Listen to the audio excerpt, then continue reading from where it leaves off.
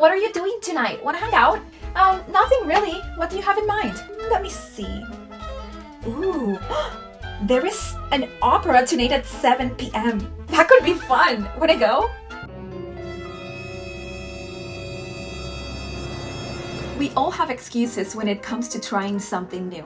And that is natural. Trying something new can be scary.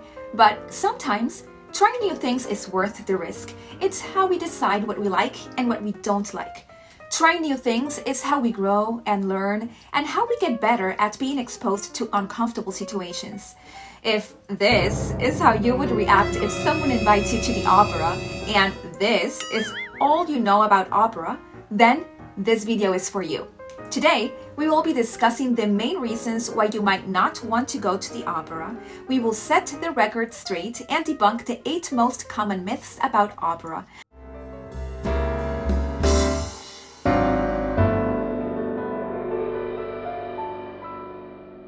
Let's get started with myth number 1.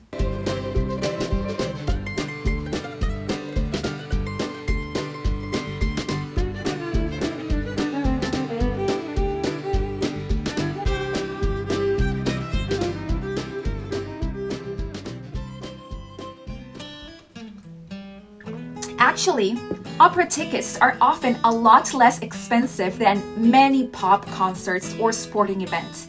For example, Ariana Grande's tickets can be purchased for as low as $33 with an average price of $255. However, you could go to the Metropolitan Opera, one of the largest and most important opera houses in North America, for as low as $25. Every opera company prices its tickets differently. There is always a range and opportunities for special or discounted rates. Many opera companies today aim to reach as many people as possible, regardless of income or background, and for this reason, many companies offer free dress rehearsal performances for young audiences and discounted tickets for students and seniors. Just make sure to check out your local opera company's website for specific prices.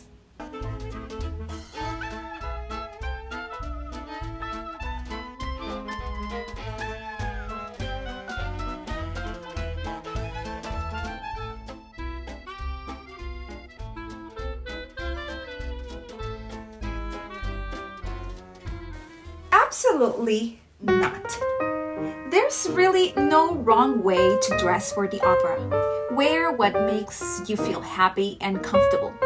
When you go to the opera, you will see a whole range of attire on display.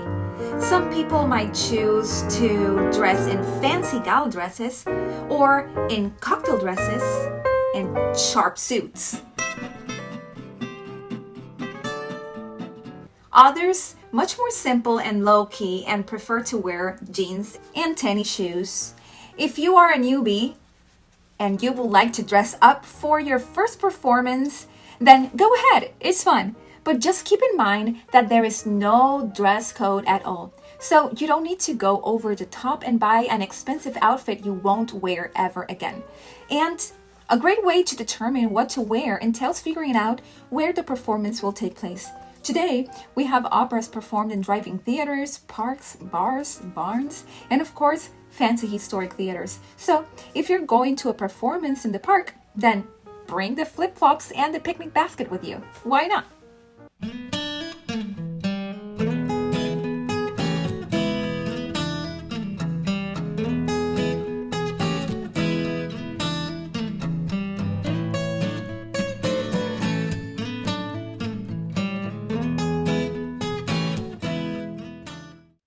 Not a problem. You are not the only one. The majority of the audience around you will be in the same boat. Yes, many operas are performed in the original language in which they were written, like Italian, French, German, Spanish, or Russian. That's why opera companies offer surtitles, the opera world's version of movie subtitles. Surtitles offer English translations of what the characters are saying. They are projected above the stage in every opera performance, or even into a small screen on the back seat in front of you. Yes, that's a thing. They are super easy to follow, just like that. This is true even for operas sung in English.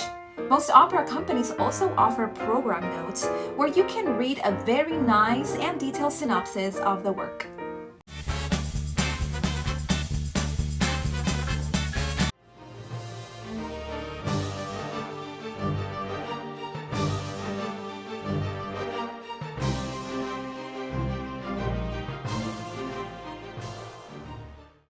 Definitely not. Not all operas are serious and dramatic.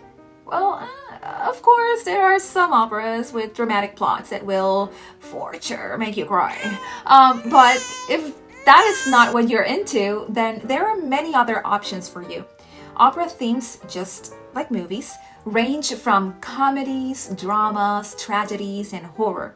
There are even some political operas and even operas based on historical figures.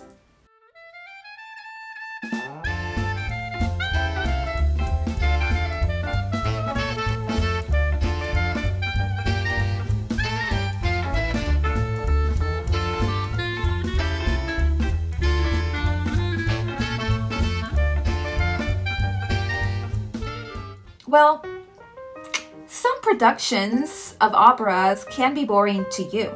That's why you need to choose your opera carefully. You know, like before going to the movies, you probably check reviews. Rotten Tomatoes, am I right? You also read about the plot and even check out the trailer, right? Well, the same should be done for opera productions. You want to make sure the story of the opera interests you. So, if you like comedies, then you should probably watch a comedic opera like Così fan tutte or Le nozze di Figaro, both by Mozart. There's an opera out there for everyone. Plus, operas offer way more than just an entertaining storyline. Operas offer a full-on production filled with music, drama, amazing sets, costumes, lighting, special effects, and more. So even if the storyline doesn't amuse you at all, there will be other aspects of the production that will no doubt keep you wide awake.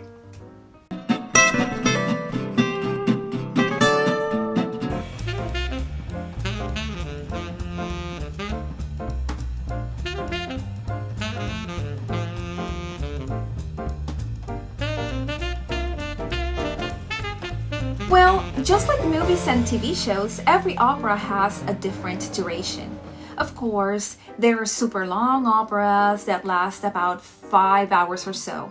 Those are very rarely performed. But there are also super short ones of about 7 minutes. Those are very rarely performed as well. However, operas are too long is definitely a myth. The average opera isn't any longer than a movie. For instance, La Bohème, one of the most popular and most performed operas in the world, is about 2 hours long without intermissions. A Star is Born is 2 hours and 14 minutes long.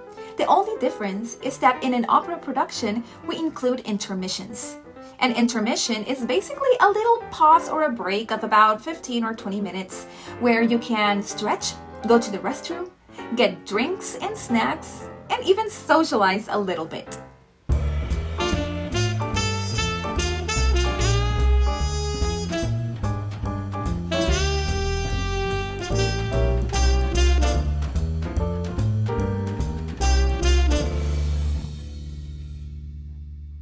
Anything new and anything different might sound, taste, or look weird to you the first time, but I wouldn't necessarily call an opera singer's sound weird. Opera singers train from the very beginning to produce a sound that can be heard without amplification, over a large orchestra of about 40 musicians, and over a large choir as well.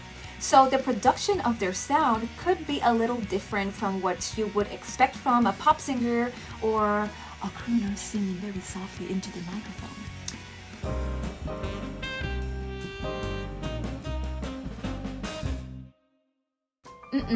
There is absolutely no way two opera singers can sound the same. There are different voice types which we have already discussed in previous videos. Check out my video entitled What is Opera for more information about voice types. But Each voice type is subdivided into different smaller categories that indicates the singer's approximate range, voice weight, and color. This means that every single soprano has a different tonal quality and sounds completely different to other sopranos. So if you ever listen to an opera singer and you thought, I don't like how opera singers sound, then you should probably give it a second chance. You might be surprised when you find an opera singer that you actually love.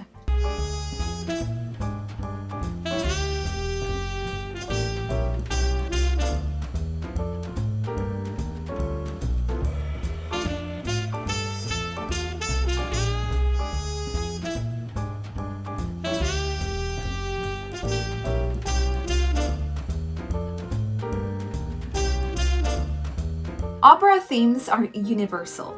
Operas are based on real human emotions like love, joy, anger, heartbreak, jealousy.